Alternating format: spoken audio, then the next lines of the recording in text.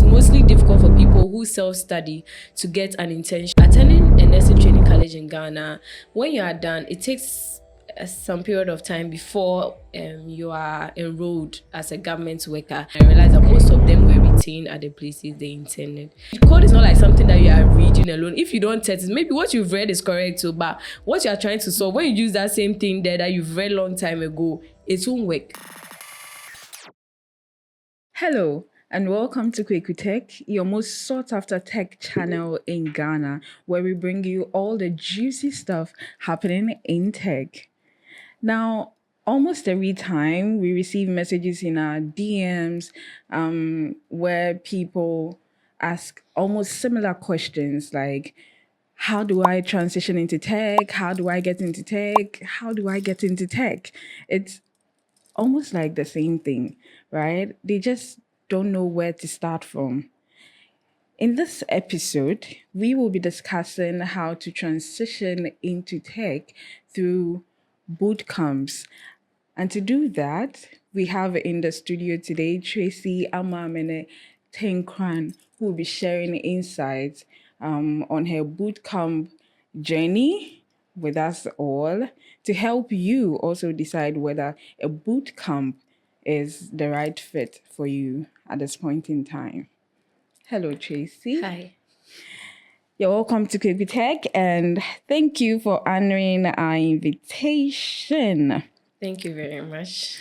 Now, to start with, I know this is quite an awkward question, but I want to know, do you think in this time and age, or looking at how everything is going on, especially in Ghana, tech is really a field to consider? Yes, I think so. For a developing country, tech is all about solving problems. Yes, and for a developing country, aside the individual getting a job to fend for himself and the family, it's going to bring like people out where people try to solve problems in the country, and then since they are in the environment, they'll be able to detect what is going on around, and then they can solve problems in the country. So Ghana needs it, and then the individuals also need it. So yes, it's necessary. Okay, then that sets the stage for our conversation. She said Ghana needs it, right? And the individuals too. We do. I need you to be in tech as well. Now, before we dive into the subjects for today, kindly tell us a bit about yourself. Take us through your journey from midwifery straight up into tech. Okay. So, like you said before, my name is Tracy Ama Amene Tenkorang, and I'm a registered midwife. And currently, I'm working as a data engineer at Waluleo. So, it's a geospatial company, but I mainly do data engineering there. So, my journey to tech hasn't been something that was Before you go too far, what is geospatial. geospatial? Okay, so geography, more like lands, like if so with my company, for instance, we make sure we get the data for you in case you want to buy a house, you want to rent a house or sell a house. So we mainly deal with data in the UK. So we sell informations or data to people who are into real estate or people who want to get lands and apartments or properties like that. So that's in a nutshell, that's it. Yeah. So my journey into tech, since 2014, when I went to high school, I decided to do robotics as an extracurriculum activity. So whilst I was in the science class, I offered general science. Whilst I was in the science class, I do go for robotics class as well. That's on Thursday, I think after class. Yes, and then I got exposed to opportunities like competitions and all of that. But I was doing hardware more, because I used to draw. I used to draw a lot. I was an artist when I was way younger. Oh, yes, wow. and then and then so I was more geared into the hardware aspects, and my designs were very good. Anytime I build a robot and all of that. And I had most of my colleagues doing software. I was scared of software because I wasn't used to phones and things like that. I didn't even know WhatsApp at that time. So my colleagues used to laugh at me, and I was so scared to go into the software aspect. So I had the desire to try software, but along the line, after school, I tried applying for engineering courses.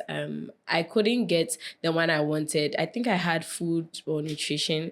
I think they have that food engineering or something like that. And my dad was very concerned about me like finishing school and getting a job to do immediately as a lady as well. So he noticed I had that kind of hospitality, and then I'm very caring. So he thought, okay, why don't you go into health instead? Because this engineering thing looks like when you went to the SHS and you started doing robotics, that's why you are feeling like going into it.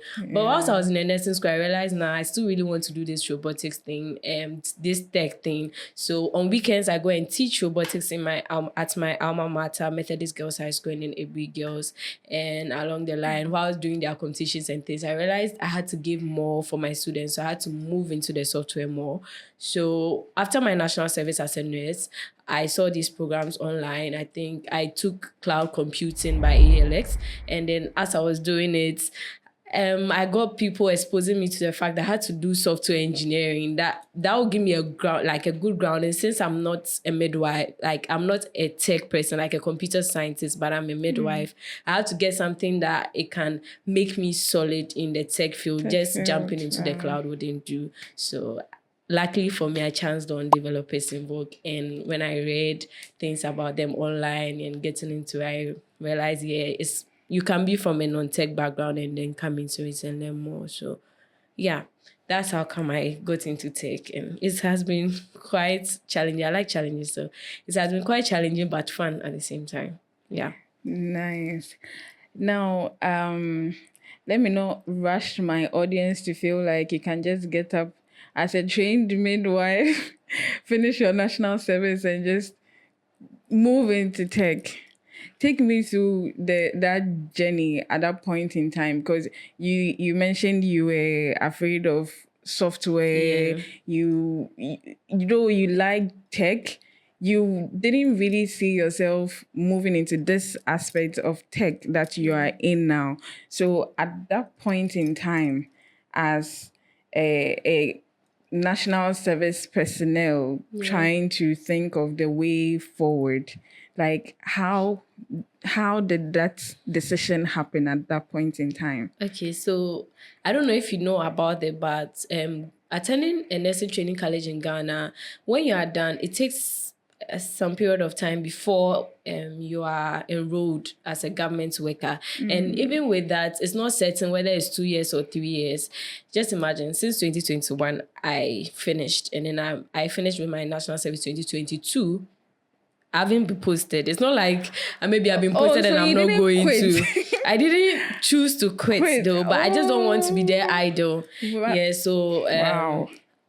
I just realized that when I finish with my national service, what's next? Because I can't just be sitting there. Yes, and I had to turn and look at the other aspect of myself where I was into this whole tech thing. I was like, okay, let me just face my fears and then do the software aspect. And yeah, so I think with the lack of the jobs as well also led me into getting into tech, because the bootcamp, some of them, I advise people that if you are going to if you want to get into tech and you want to make something for yourself, like you are looking for a job, normally try to look for the tech accelerator programs that promise you that after you are done, maybe you even get at least an internship.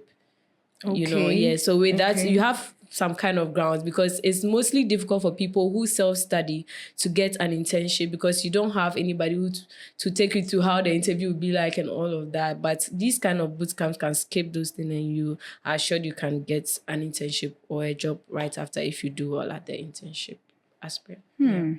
That's interesting.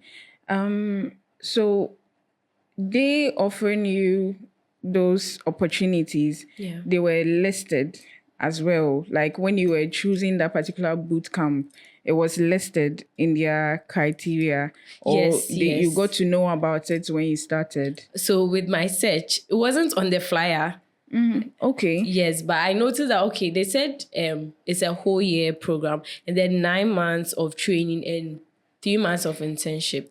But it wasn't listed that oh you get a job because it's not certain. It's about how well you do on the job, like during your internship, and then you can secure, a job for yourself. But it's good. At least you are there to prove yourself that you can stay. You get me? Yeah. So when I saw, I read about it, I went on LinkedIn to look for people who went to developers in Vogue. And I realized that most of them were retained at the places they intended. And most of them, I mean, all those I read about, they all had an internship after their training. And then, it was all done by DIV. So I knew like I was at the right place. So aside these, what should somebody look out for if they are looking for the right bootcamp fit for them? Okay, so first of all, DIV is for women. So in case, I Sorry, think guys. the gender, you have to also check the gender. So, and now there are lots of boot camps out there that are willing to help you. So first of all, check out whether they are going to all those that are applying, how is the application process like? And all those applying, are they, is it certain that you get an internship? If it's not certain, doesn't mean you should run away. What can I do to be part of those who get an internship? You get it? So that you are prepared and you start learning towards like trying to be part of that percentage that will benefit that whole thing. Because doing it on your own is very difficult, trust me. Getting like more like a heads up or somewhere to stand and then build upon really, really helps. And it's paid. It's not like you are just going for the internship for free. It's paid. And with that, at least you can use to check some one or two things. So I think you should look out for the gender and then whether the internship whole thing is there and what you should do to be able to be part of it. And then you are good to go. You talked about it being difficult, doing it by yourself. Can you throw more light on that? What really makes the bootcamp bit stand out from the traditional way of, let's say, acquiring a degree in the field or even doing your own online courses or something? Okay. Personally, since I said I'm a midwife, I don't have a traditional, like, much of the knowledge or experience to speak about. But based on my interaction with people, I noticed here in Ghana, my colleagues who did computer science, they complain a lot about doing paper coding, like maybe writing on a paper. How can you be coding on a paper? Those kind of complaints and all of that. And they also feel when they are done with the university, even with their first class, they don't have that much of the skills like programming skills. It's not just about computer science alone. Even sometimes when you compare nursing training colleges to the university nurses, the nursing training colleges, they feel like they're more like apprentices because you go to the ward all the time. So we do much of the practice. So some hospitals actually want those who are always on the ward, and they feel like those in the universities are more theoretical. You get it? So sometimes it's not like but if you get more practice, it gives you more exposure. And then when you are approached with any scenario, you know how to go about it. So with the traditional ones, that's what I noticed. They try to now get their grips or hands on the programming languages and all of that. This is not about trying to learn this scenario, these simple things to just pass an exams. You get it? This one is a real world problem. And then you're supposed to face like these problems head on. Yeah, so that's for the traditional aspect. But for parts like the boot camps and those things, or learning on your own. So for instance, you see someone who has been able to secure himself a big job at a tech company outside the country, a remote job, and then you are home and you want to start it all on your own. I was in that position 2020 and I told someone, the person was like, oh, do you have a laptop? I was like, no, but I really want to do tech. And the person said, okay, then if you have a phone, download Solo Learn.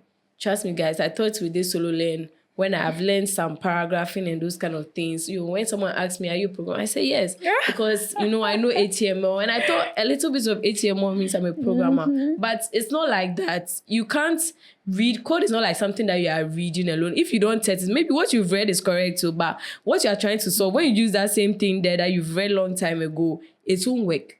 Yeah, so the Yeah. practicality is very important, and then getting the right people to mentor you, and that's what the boot camps do. They are practicing it. The tutor is looking at it. When he says it, you try it. He sees it. You get what I'm trying to say. They make sure that within that time frame they've given you, you do it. But if you're doing it alone at home, you may choose to do it today and tomorrow you sleep because you feel discouraged and all of that. And at DIV too, they really helped. Some people didn't have a laptop at the beginning, but they gave them laptops, and then Wow, they like give to the keep.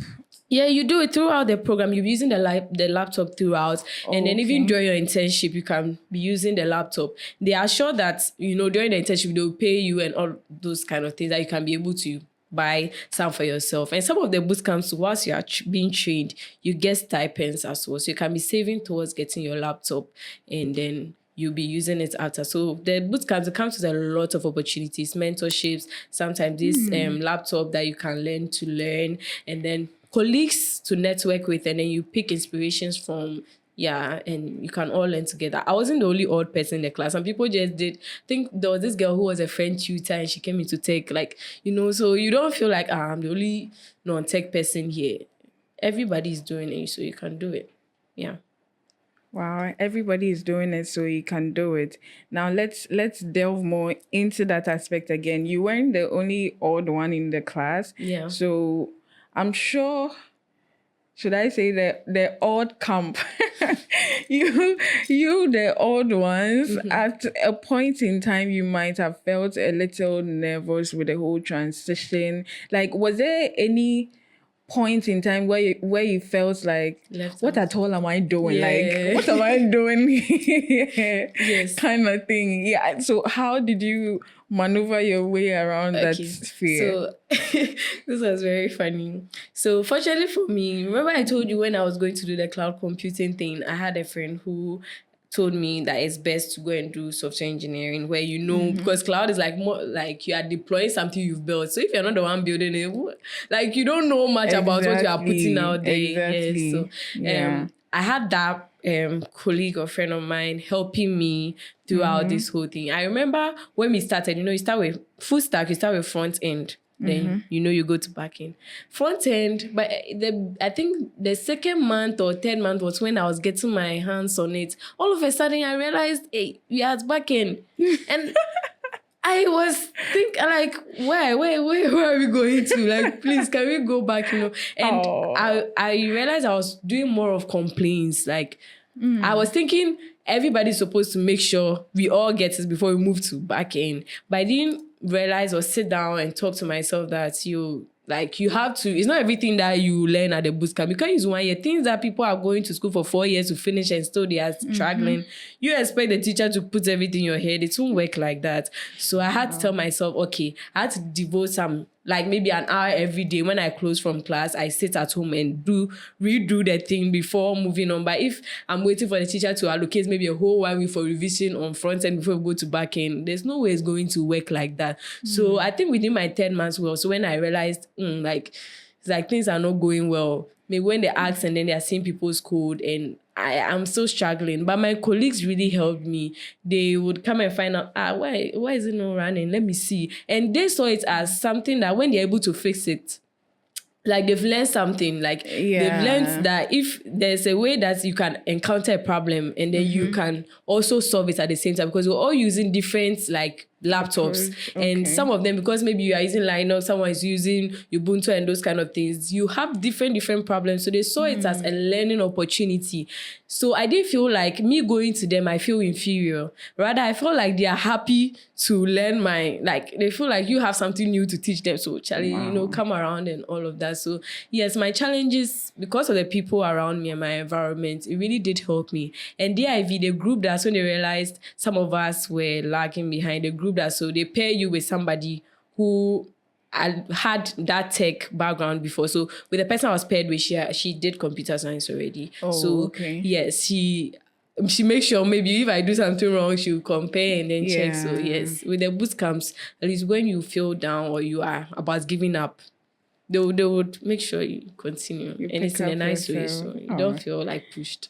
That's really nice. Can you share any project that you worked on Yes, during the bootcamp. During the bootcamp, yes. So at the beginning, we did about more than almost 5 projects just front end alone. Wow. So with just the HTML, CSS, we will look for like a dummy or like a something, Pinterest. People go and pick inspirations from Pinterest, like an outfit or something. So you go and look for a design. Then we'll build it. The tutor will make sure you have to build the same thing, the exact thing. So he built some with us in class. So let me see, if he takes this one, we'll build all in class. And then he'll give us another one to go and build at home at a project. So whilst class is going on, maybe in the evening after class is done, make sure you do that project and then you build it. So luckily for me, I formed a study group with some of my colleagues, and then we were doing it together. So when you close, hey, where have you gotten to? Where is your? So we used, those are some of the projects. We built one on, I think, a restaurant, hotel. We did a housing, more like a real estate apartment whole thing. We did like 5 of them, and we deployed all. Yeah, I think we deployed on Netlify because it was free. All of us, we were just starting, so we don't have money to. Yeah, so and then it was on our GitHub, so it was encouraging us. Yeah, and we had with that we can clone it and use to learn other things about tech. And after that, we did the back end. With the back end, we had some things to test, and then most of the projects we did it in class together, because back end is a little bit you struggle a little bit if you are somebody you are new in this whole programming thing. Yeah, so most of the time the tutor was with us doing the project, and then I think our final project was on an app.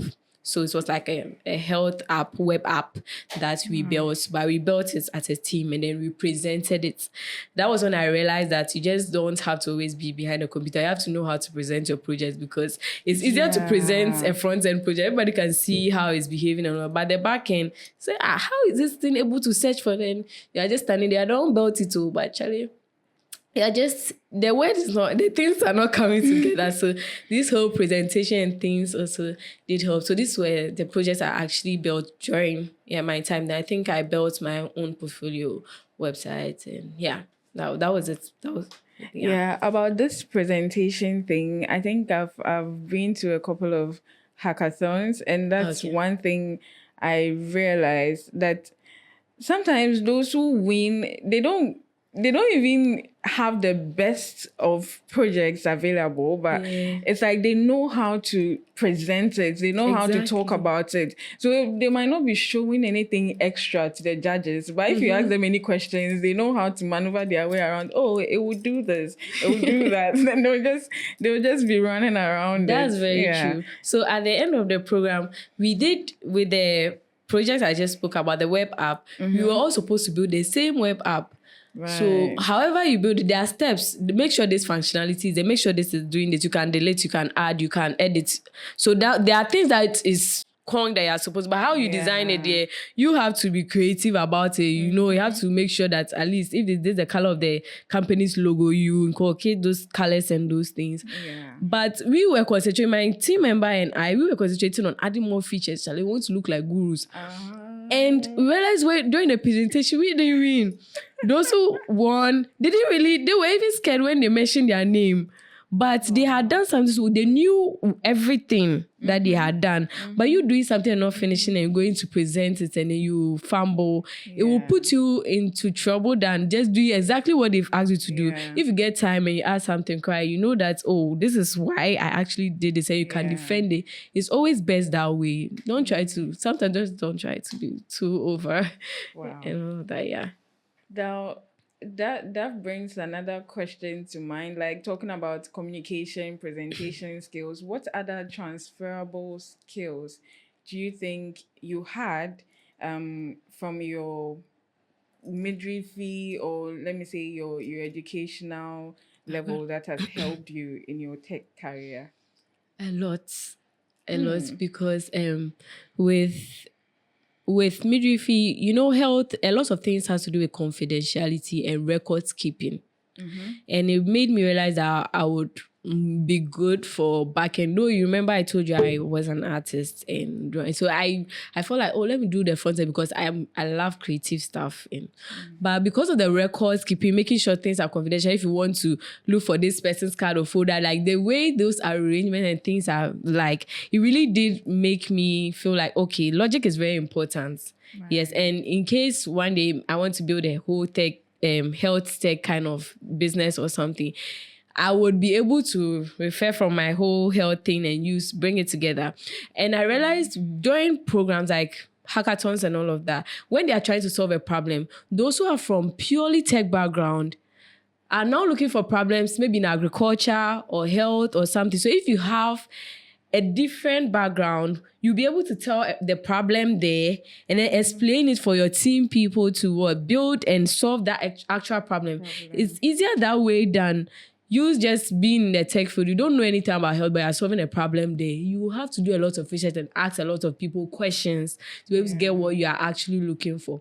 So with my health background, it really helped me. Our final project that was the web app was actually a health thing. It was a medical whole thing. So my team, I was able to, express myself with my colleague. That's why we were able to finish what they asked us to do. We were trying to add up more things, but just that we couldn't, get enough time or ample time to defend or something. Yeah. So it has really helped me. Yeah. Right. So that is to say that no matter what your background is, it will still be relevant if you decide to move into tech. Is there an age limit to consider in these boot camps or transitions in general? Like, at what point do you think it's advisable to still be doing some of those things? Okay, I think tech doesn't have any age limits, but for boot camps, it's a camp, and then maybe they know what they are, those sponsoring or their partners are looking out for. So mostly like 18, because at that, 18 is a legal age where you can be coming. Most of them, you have to come maybe in person or like virtual and all those things. So that's when those 18 age limits come in place. But if you want to transition into tech and you've realized that, I have that feeling of solving problems when things are going wrong in class, I don't see the problem and complain. I rather feel like, hey, how can we work on this thing? Try and then find like something to like maths, those kind of, if you're in SHS, there are clubs like those robotics clubs, science club, those clubs. Try to, be part of it. Yeah. So there's no limits for transitioning into tech. But if it comes to boot camps, they have criteria and then eligibility and all those things. So with that, you have to check it. But if you are young and all of that, Chinese people, their homework, some of their homeworks, they are building things. So yeah, so if you want to learn from home, YouTube is there. If you want to transition and JHS cry, you're done with BC, you can, yes, YouTube University. The fact that it's free doesn't mean that you should just overlook it. So yeah. It's just like plenty that you feel overwhelmed, but just make sure you get a mentor. A person will say, okay, go and watch this video. Then you just take it a step at a time. You get there. By the time you get to the age where you'll be best fit for the boot camps, it will be just some cocoa for you. It's like you're looking out for them to help you get the internship or job, and then you are sure you secure it, so you'll be comfortable. Yeah. Wow.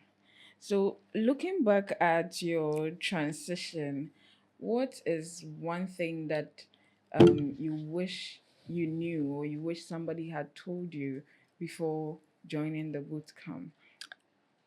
Okay, so I wish the person actually emphasized on the fact that I needed a laptop.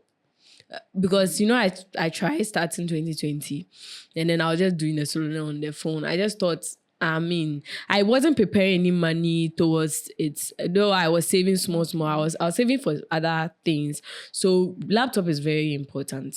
Yeah. And then also you have to start learning before you think of like maybe the bootcamp picking you or not picking you, because some of them, sometimes they give you tests during the application to see your level before they pick you. And this test, most people, unless you have like, some of them give to their friends to assist them so that they can get into the program. And then when you get into the program, they know, since you're able to do this test, you know something, so we shouldn't go back to that thing already. Mm-hmm. So you have to put it, like, make it a must for yourself that I have to learn at least some ATM or CS, the basic things. Go on YouTube. I want to do this thing. how do I how do I start? What's the basics that I should know right now? And then there's this roadmap.sh. If you want to do full stack, you go there to show you the whole map. Then okay, let me start from here. Maybe when you get to the middle and then they call you at their bootcamp, you go to some part, you understand, and then you have something to stand on it and then continue. So YouTube, one, roadmap.sh to see your path and then see whether you really want to go on this whole road and then do it. And so it's like there are lots of tech fields on roadmap.sh that it will give you the maps on how to go about it. But just make sure you are learning before. I wish I actually learned before. Learned hard with my laptop, coding, not just reading code. But coding before I went for the bootcamp, it would have helped me. Yeah. Wow. Now, inside the bootcamp again, what are some common mistakes that people make when they join bootcamps? Wow. I'm sure you saw some people do, or probably you yourself. Yes, myself. I'll use myself. So some of the mistakes, like I mentioned earlier, was the fact that I was thinking the teacher is responsible to make sure I get everything before he moves to the next level. Yeah. There are timelines for it. And I mean, they're also making sure they put you, most of them have companies that they already, since they've assured you of an internship, the companies are waiting for you to, at the end of the 9 months, you are coming to their place. This one, some of them, they skip you from going for an interview and all of that. So they have to make sure what they told them that you learn and you know, they have to make sure they cover it up. So it's not their fault. You have to make sure that with what they are giving you, you are learning it. And the tutors are welcoming. Me, I was afraid of my tutor. I don't know. He was so welcoming. He would even check up how are things going. But I was scared that maybe when I go and ask, just that kind of fear, unnecessary fear. But the teacher is willing to help you out. You ask, do you have a problem? Do you have a question? If you have a question after class, you can also, contact me if you are shy to say it in class. But I was still feeling shy to approach him. So you should take advantage of all those things. Approach your teacher, approach your colleagues who know better to help you, learn or do those kind of things and all. So my mistake was not approaching my teacher, but at least I could approach my colleagues as well. My mistake as well was not learning before class, before going into it, and also thinking they are responsible for me catching up and all of that. And I think I didn't, after we're done, they had a mentorship program. I missed some of them because of my location and all of that. But I think if you are far, know that all that they're doing is for you. So don't be comfortable with the excuse that you're staying far. So if I don't come to understand, I didn't come. But you also miss class, and then tech is about building on something. So if you miss one step, it's very difficult to jump and reach the other staircase. You get it? Yeah. So that's what some of the things I actually faced, and then how I went about them.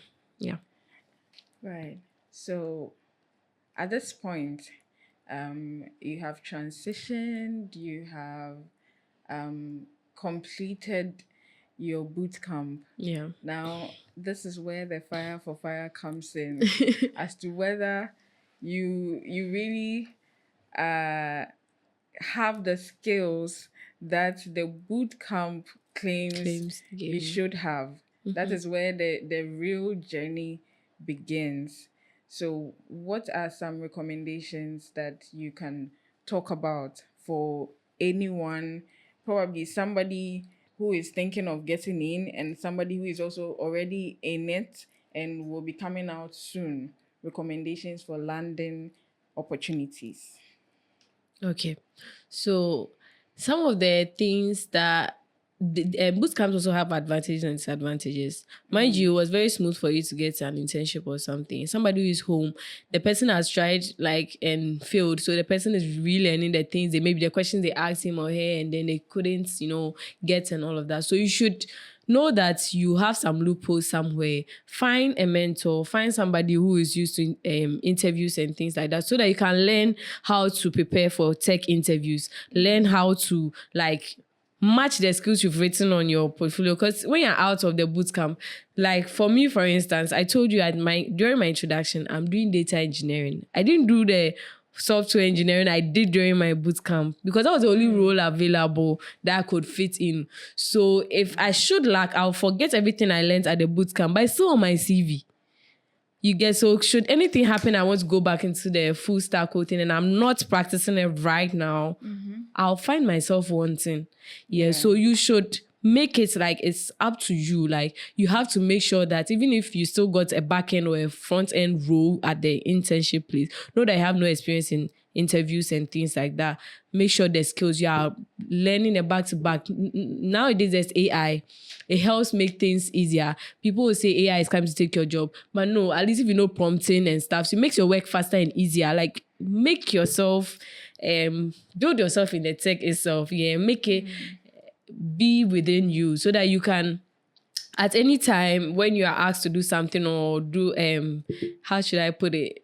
Defend yourself, you can do it. Else imposter syndrome will just be all over you. You just feel like I'm saying I'm a developer, but I'm scared somebody will ask me, so can you build this thing? Like, so you should make efforts to be learning with the opportunities. If you're able to learn and master the skills whilst you are, you have dedicated some hours or time for yourself all the time, you won't be afraid to take opportunities. They're all over LinkedIn. People will be posting, reposting. It's not like they've not tried. Maybe they tried, but they also bound them because it's very difficult. Yeah, so whilst you are doing your internship, you could also be taking some of the interviews to just learn or see how the real life or experience is also like, and then be learning and be learning and be learning. One day, you don't know, maybe where you are doing your internship, they'll pick you and then they also want to give you a higher role. There's a project or something you have to build. And also you have to be building projects as well. Yeah, try your hands on projects. You can go on YouTube, which kind of projects can I build? And then you can build and then keep your GitHub looking busy and nice, so that any point in time you can, you feel good with what you are doing and you didn't feel like you are not worth where you are. Yeah. So 3 points I picked from that. If I missed any, remind my audience for me. Build projects. Yeah. Make sure you are well prepared for interviews. Yes. So even if you don't have an interview, be practicing how to sit in an interview, whether online or in person, and also match your skills with what you have on your CV. Yeah. Those 3 points. Yes. Please take note. Yeah. Now, and I think the opportunities as well, they are all over. They're on LinkedIn and all of that. So you should network with people, especially those who like reposting those kind of, they'll see this business and they'll repost. Kweku Tech, they've been posting opportunities. They've been posting communities you can join, events. Try, if you have the time, go and pass by. Somebody just who knows that, okay, at my company, they're looking for, it's not all the companies that they'll actually post their vacancies online. So you may meet somebody who would actually tell you. So yeah, be in it, be in the tech ecosystem and then see what's going on in there. Right, that's true. So that's the 4th point for you. Network with people, attend tech events, find the right people on LinkedIn. Yeah. Sometimes LinkedIn networking, it can be a little some way. Like you've connected with the person, all right, but do you really know the person? Like, does the person know you? Let me put it that way. Like, how can you really benefit from networking on LinkedIn? So, for example, I'm a full stack developer. I'll search full stack developer. I'll get people who have it in their portfolio, like on LinkedIn. Fine. I look at them. It's just like this content creation. Right now, after content creation, right? If you want to collaborate with someone, right? Maybe I've not gotten to 1,000K yet. I'm looking at collaborating with someone who has 1 million followers. It's not realistic. Look for someone. Maybe I can look at somebody who has 3K. The probability that the person would, if I connect with the person will connect back and I can, get to talk to the person, is high. So you can build grounds from there. And for example, bootcamps like this, I can look for people who came to DIV. At least I have some common groundings with them. So with the tech field you are in, like maybe full stack or something, when you search it, you see the people, you see maybe the country as well. Some of them are Ghanaians, and without they can relate with you and all of that. You can add them up and connect with them. Most of them, when you text them, they would respond. Most of them, yes. And then you can read more about them. It's not like you don't have to meet the person personally. When you check on their page, you see their experience. You can see that, oh, this person has worked here before, has worked at that place, had this number of years experience here. These are the certifications and all of that. So at least you have something to know, like you know a little bit about the person based on the how their person's LinkedIn looks like. Yes, then you can now go into the DMs with questions, like with something. Don't just go and send hi. Maybe hi. I saw your profile that you're full stack in there. I'm someone starting in learning in this and that. Some people also add on their portfolio that they are mentors as well. So with that, you know, you're sure that, oh, okay, at least the person will listen to you. Yeah, then you tell the person you're interested in the mentoring aspect of it. Or like you just say something. Don't just say hi, hello. They don't have LinkedIn is not for just hi, hello. It's not like WhatsApp. Yeah. So you don't treat LinkedIn like WhatsApp. You treat it as business. Like you're looking for people in that field you want to be in or the field you are in. And then you create like this one around them. So along the line, as you grow, yeah, you meet the bigger ones in that same field, and then you'll be able to connect with them easily. Or those you've met will also introduce you to those above them, and then that's how it works. Don't just rush and do anything or connect with just anybody in there. Yeah. Now, talking about connecting with people in specific fields in tech, Yeah. do you think it's really a good idea to specialize, like pick just one stack? For instance, you said you did a bit of front end, you did some back end, you Yeah. like designing too, so probably at a point you might want to do some project designs. But with these your searches on LinkedIn, you would want to pick a particular niche or a particular field to Yeah. master in. Do you think it's advisable to do that at the early stages of your Okay. career? For me, based on my experience, I think it's very important because people, whenever I introduce myself, people say you're versatile, you're doing a whole lot, right? It has disadvantages. Tech is not something you can do everything or you can just know everyone. Since most of the people I'm sure are watching me or trying to learn about Bootcamp, there are people who are now trying to transition or now come inside. It's not best to just be all over the place or contact just everybody. But where you want to go to, if you are certain you want to do full stack, make sure you connect with such people so that you don't get a lot of information, like you get overwhelmed about it and maybe you end up feeling discouraged to do it at all. Along the line, you meet other people in other tech fields that you can get to know them. But since your agenda in the meantime, like right now, is to learn maybe full stack or data analytics or something, make sure they are the people you are going to so that you can learn what you have to learn from them. Then later you'll be broadening your scope like that. Yeah. So for beginners or people who want to learn, I advise that you go straight on to what you want to do and connect with such people. But you see, sometimes too, some of the things, if you don't try them, you wouldn't really know that you would like them. Yeah, So that's true. if, let's say, I know you, right, and I know you are into back-end development, because of my connection with you and probably because I've seen how you enjoy what you do, how Yeah. you are really excelling in it, I would want to, oh, then me too, I would want to do back end. I would want to Yeah. specialize in that. But what if that is not for me? You know, sometimes if you don't try other things, You wouldn't know. Yeah. I mean, you just know they exist, Yeah, I understand. but are they good for me? I understand you.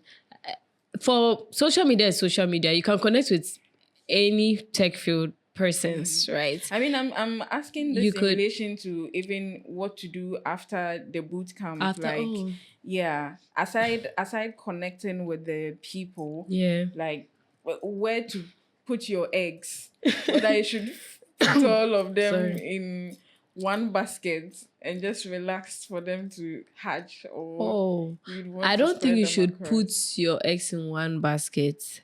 However, you should know a bit of, like, if somebody asks you what do data engineers do, you know what they do. You know, when you're even building a project, there are some things you even know that, okay, this thing I I have to outsource it to someone and all those kind of things. So you have to go in depth in one particular thing, and it's for you to make that decision. You look at yourself, look at your interests. At least maybe you did full stack, during the full stack whole thing, you realize, you were good or more conversant with the front end, with the design and with that. So I want more of the front end. Maybe you were good at the back end, so I want more of the back end. Or looking at the future, where you want to be. I want to work at Microsoft. Maybe I want to work here. The type of people they recruit there, the type of things they are looking for there. So which of the fields to be on. And I gave you one of the platforms like roadmap.sh. When you go there, they have a lot of the tech fields. So at least when you read the map, it's like a map to show you where you end up and the things you go through. So you'll be able to, you'll be certain whether this is the line I want to pass or this is the place. You can't, somebody cannot find yourself for you. You have to make intentional effort to find yourself. There's no problem with getting to know what other tech people do, but you have to go deep into one thing, because tech right now, a lot of people are coming to tech, and it's not enough to just know surface of everything. Okay. You have to be strong at one point, going deeper, because tech evolves. There's always something new coming up. So at that particular field, you have mastered it that no matter what, when they call you for that particular thing, you can defend it and all of that. Yes. But at least if you there's other fields that you have to know something little about, there's no problem with it at all. But you have to master one. Find what you want, master it very well, and just know a little bit about other tech fields. Yeah. Wow. I hope I actually answered your question. Yeah. Very, very well. Very well. Okay. I enjoyed the answer though, because I was a little confused about just choosing one at the beginning and just sticking with it. Yeah. But this gives a good open-mindedness to the whole approach to tech. So what would you say to someone else who is also not in the tech field but would want to probably be like you when they grow up? Okay.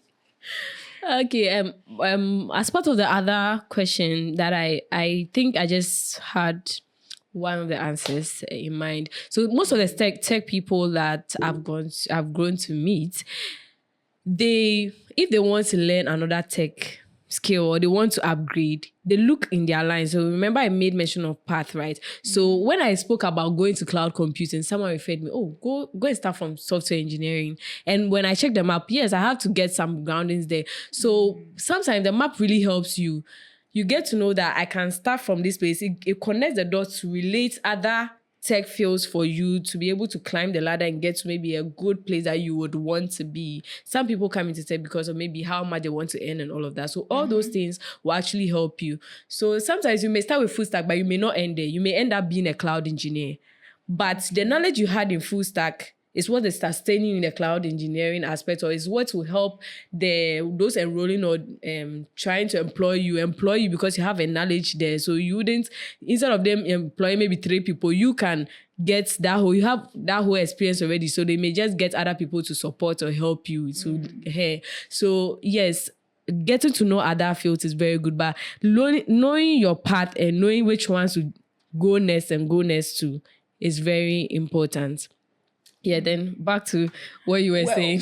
Before you move on to answer that question, okay, let me ask this one. You talked about people going into particular fields because of how much they want to earn. Yeah. Is that a good reason to start something like that though? Because I mean, I've heard a couple of speakers say, "Don't go in for the money. Don't go in for the money. Go for the experience." So, what do you think? Okay. Well, I think going in for, work, the Bible says a worker deserves his or her wages, right?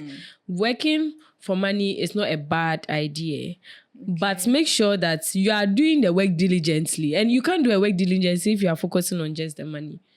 You have to equip yourself with the skills. And then sometimes you can get worked off if you are doing something you don't want to do, and you have to make sure you are perfect at it.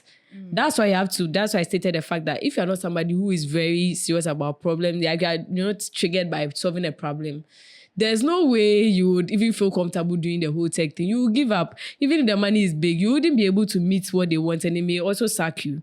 Wow. So the money, yes, the money everybody is actually working to also earn money. It shouldn't be maybe your main motive or your main focus. The skill may actually even help you build your own business at the end, or do other things, or help yourself. Tech makes things convenient and easy. When you know certain things in tech, it can even help you in the house. Just do things for yourself, like in an easy and fast way. And it's not like it's bringing you money, but it's saving you time. It's giving you time to rest. Yeah. So it's not just about money. So it's not bad if you think about money. And you don't get money to become much more comfortable. You get time from your family, friends, and all of that. It's not bad, but the skills is also important because you need it elsewhere. And sometimes you maybe find warmth or comfort or people who think like you be happy in the whole thing. So that's what I would say. I'm not saying don't listen to your motivational speeches, but that's what I think.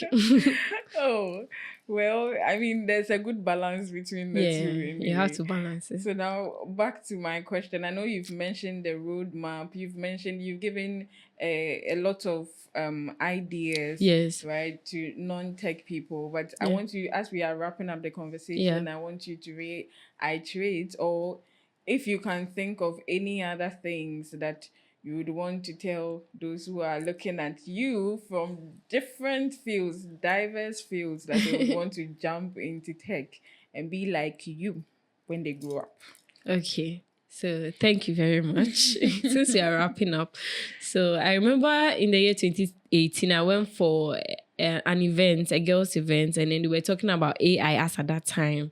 And we, the robotics people, were just so happy because we were seeing AI as our robots, because it's also an artificial intelligence whole thing, yes. So we didn't even know ChatGPT will come. Like, we just knew there will be a revolution. There will be something. That tech is always evolving. There will be something that will come by. So as you are there, don't think tech is not, like, a lot of people are not there. That's what I thought when I wasn't really into it. It's actually getting choked now, right? And when you come inside, the earlier, the better, though, if you are willing to put in the work. But there are people in it and now they've given up, or probably they are not at pace with how it's moving, right? So just look at yourself. Be sure you want to get into this. And when you get in, just don't lose that. Like, make sure you are going in heads on. We've made mention of bootcamps as well. If you think you are somebody that you are not, you can't stick to something, or you have problems with consistency, you are being accountable to yourself and all of that, don't shy away. Try a bootcamp.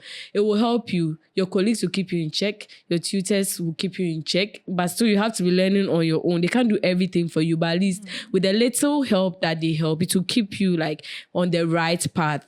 Then you can get somewhere with it. Yes, and those in school too, if you are already doing those traditional, whether you are doing computer science already, still make sure you are learning program. Don't just learn for the exams. Like, else when you finish, you have problems with getting a job. You'll be there and say, oh, somebody didn't do computer science, the person has been able to get the job, but I didn't get it. It's about their skills. You're not there coming to read JavaScript to the person. Like, you have to show something, you have to do the work, you get it. So it's for all of us, whether you are a traditional person or you are self-taught or you're a bootcamp person, you all have something to do. If you have the idea just to come into tech, it's not just having it and sitting down. Make an effort. Try any of the steps I've given you. Try a bootcamp as you wait, learn and wait for it. So when you get into it, be learning, still be learning. It's all about learning until you get to where you want to get to. Yeah, and you'll be fine. Learning. What about those? I don't want to say those of us because I'm not part. those who say, maybe I'm not smart enough for tech. Maybe tech is for certain caliber of people. Like, what would you tell those people as well?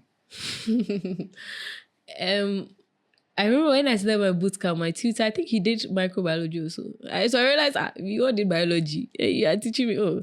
It made me feel comfortable that, he actually also came back from some other field. It's not about you being smart. He was even saying some people, he had a friend who wanted him to teach him, and the friend was complaining that he has to learn how to type well before. No, like you be good at it whilst you are working on it. It's just like you are going to start scratch. You don't sit home to learn everything before you start, and then once you learn A, B, C, the class will be, as you are going for it, your handwriting will change from pencil to pen, and you'll be writing better and nicer. Okay, so you don't have to be necessarily smart or know everything. if you ask a good developer, they'll tell you that we don't recite or learn everything in our mind or memorize things. When you find a problem, you go online, you go and search it. You look at, people have done some of the things already. The smartness in it is that you should know which of the solutions people have used that you actually need in that project you are building. It's just a few of them that you have to think outside the box. But most of them, it is there already, but you have to know which of them to put together to get what you want. How to search. As a tech person, you have to know how to search for a problem. So the willingness to find a solution, it's not just about just being like Edison or somebody who just have all the solutions in your head. No, it's about knowing how to find the solution to the problem.